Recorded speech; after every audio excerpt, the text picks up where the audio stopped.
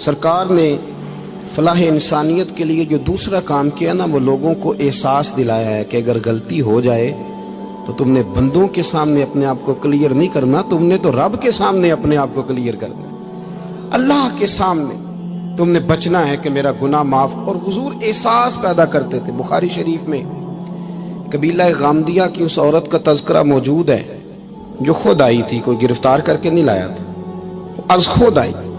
احساس پیدا ہو گیا نا گناہ کا۔ یہاں بہت ساری غلطیاں کر کے بھی لوگ جب اپنی بات کرتے ہیں تو کہتے ہیں کبھی یاد تو نہیں کسی کے ساتھ زیادتی کی ہو، یاد تو نہیں کبھی کسی کا، بھئی آپ نے اتنے بڑے ولی ہونے کا دعویٰ کر دیا۔ انسان تو انسان رہتا ہے۔ بڑے بڑے لوگ کہہ گئے کہ یا اللہ اگر انجانے میں بھی بھول گئے ہیں تو ہم سے درگزر فرما، لیکن جب ہم تیار ہی نہیں ماننے کو۔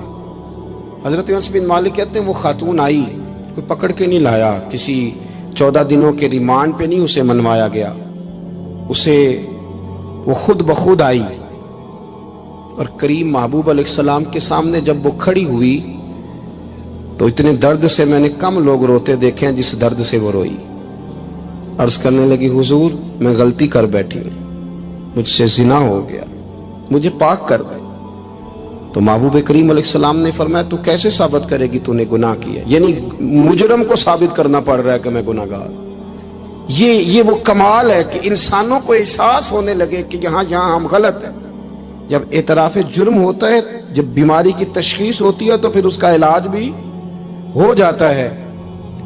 حضرت انس بن مالک کہتے ہیں وہ عرض کرنے لگی حضور میرے پیٹ میں ناجائز بچہ ہے۔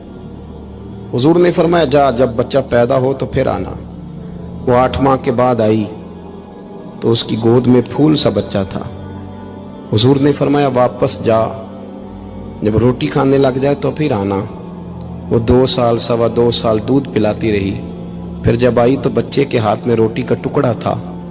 کریم محبوب صلی اللہ تعالی علیہ وسلم سے آ کے جب اس نے بات کی تو وہ درد سے روئی، کہنے لگی یا رسول اللہ 3 سال ہونے کو ہیں، میں نے گناہ کیا ہے، میں ساری رات سو نہیں پاتی۔ حضور تڑپتی، اگر اس حال میں مر گئی تو اپنے رب کو کیا منہ دکھاؤں، مجھے پاک کر دے، میرے حال پہ رحم فرمائے۔ محبوب کریم صلی اللہ علیہ وسلم نے بچہ ایک صحابی کو دیا، فرمایا بچوں کی طرح پالنا، اور کہا اسے لے جاؤ، پتھر مار مار کے اسے سنسار کر دو۔ صحابہ کہتے ہیں اسے پتھر لگ رہے تھے اور حضور بے چینی کے ساتھ ٹہل رہے تھے۔ آ کے خبر دی حضور وہ تو وصال کر گئی، انتقال ہو گیا۔ فرمایا یہاں تک تو بات اس کی تھی۔ حضرت انس بن مالک کہتے اب محبوب کریم نے صحابیات سے فرمایا اسے غسل دو، کفن پہناؤ، جنازہ تیار ہو جائے تو مجھے خبر کرنا۔ حضرت انس بن مالک کہتے ہیں غسل ہوا، کفن ہوا، جنازہ تیار ہوا تو حیران ہم تب ہوئے جب میرے محبوب نے فرمایا صفیں بناؤ، میں خود جنازہ پڑھاؤں گا، میں خود جنازہ پڑھاؤں گا۔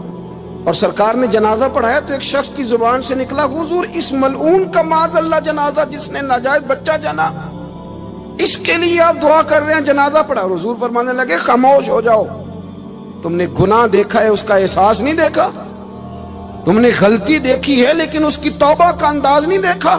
اور صاحب کنز العمال نے یہ لفظ نقل کیے ہیں کہ کریم محبوب فرمانے لگے اس نے تو ایسی شاندار توبہ کی ہے کہ اگر میں اپنی ساری امت میں بانٹ دوں تو اللہ سب کی مغفرت فرما دے گا۔ احساس جب پیدا ہو جاتا ہے نا اپنے دل کے اندر کہ یہاں میں غلط ہوں، ان العبد اذا اعترف ثم تاب تاب اللہ علیہ، او کما قال نبی صلی اللہ علیہ وسلم، رواہ مشکات۔ حضور نے فرمایا جب کوئی بندہ کہتا ہے نا اللہ میں بھول گیا تھا، اور پھر وہ توبہ کرتا ہے تو رب اس کی توبہ کو فوراً ہی قبول فرما لیتا ہے۔ پہلی بات یہ کہ عقائد کو مضبوط رکھیں، مضبوط عقائد۔ اور یہ جو آج کل ایک اور ماحول چل رہا ہے، کوئی تھوڑا ادھر کوئی تھوڑا ادھر، عقائد وہی درست ہیں جن کی تشریح شیخ عبدالحق محدث دہلوی نے فرمائی، عقائد وہی درست ہیں جن کی بابت حضرت مجدد الفسانی لکھ گئے، اور ان سب کو اگر کھلا کر کے بیان کیا تو امام احمد رضا فاضل بریلوی نے بیان کیا۔ انہی بزرگوں کی باتوں کو کھول کر ہمارے سامنے رکھا۔ مضبوط عقائد کی زندگی گزاریں۔ اور دوسری بات، اگر کبھی کوئی غلطی ہو جائے پھر اس کا احساس پیدا کریں، پھر اس سے توبہ کریں۔ تیسری بات جو فلاح انسانیت کے لیے بڑی ضروری ہے وہ یہ ہے کہ تھوڑا احساس پیدا کریں دوسروں کا۔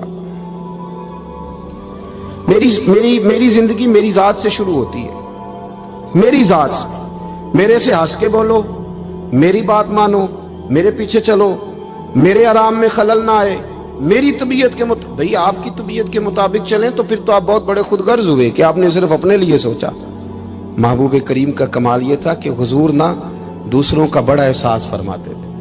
آپ بخاری مسلم کی وہ حدیث پڑھیں تو حیران ہو جائیں کہ سرکار فرماتے ہیں میں جب نماز کی نیت باندھتا ہوں تو میرا دل کرتا ہے میں لمبی نماز پڑھاؤں، جب میرا کسی کام کرنے کو دل کرے تو پھر میں ساری دنیا کچلنی پڑے تو میں کر جاتا ہوں، لیکن حضور فرمانے لگے کہ میرا دل کرتا ہے میں لمبی نماز پڑھاؤں، لیکن پھر میرا خیال آتا ہے کہ پیچھے بوڑھے بھی ہیں، بیمار بھی ہیں، بچے بھی ہیں۔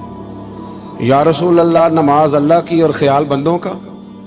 فرمایا میں بوڑھوں، بیماروں اور بچوں کا خیال کرتے ہوئے اللہ کی نماز کو مختصر کر دیتا ہوں۔